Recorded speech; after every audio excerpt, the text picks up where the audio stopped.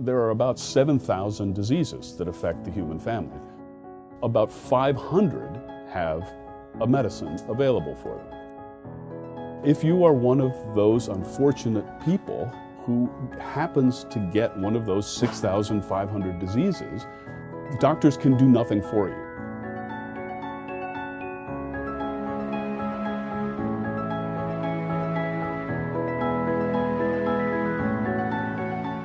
Our robotic system allows us to test hundreds of thousands of potential drugs. It's taking biological technologies, it's taking engineering technologies. These robot arms, for instance, came out of car manufacturing factories and doing a lot of ongoing innovation with how those interact. At one end, you'll see a dispenser of cells or proteins, and in the case of NPC, these were the patient's cells, and what we're doing in that case is putting the disease gene or the disease protein or the cells into these plates, and then the plates go to the other end and have chemicals added to them. It's about 450,000 different chemicals, which are potential drugs, added to them.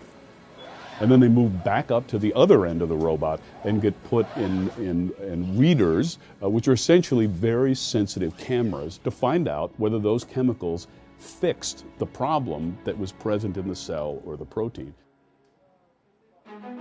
We do about 50 of these screens a year. If you take 450,000 molecules or compounds, which we're screening, so you multiply 450,000 times 7, which is the typical different level of doses that we test, that's about 3 million tests.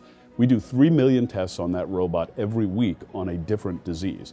If you or I was to do this by hand, it would take us 8 hours a day, 7 days a week for 12 years to do what this robot does in a week. If we are lucky enough to find a drug that is currently approved by the US FDA, we can go very quickly with very little additional steps into human clinical trials. We have an ongoing study in a form of leukemia. So we took cells directly from the hospital, drove them up here, put them on the robot, tested every drug which has ever been approved for human use, and found one that killed the cancer cells, but not the normal cells. That drug then, in less than a year, went into people.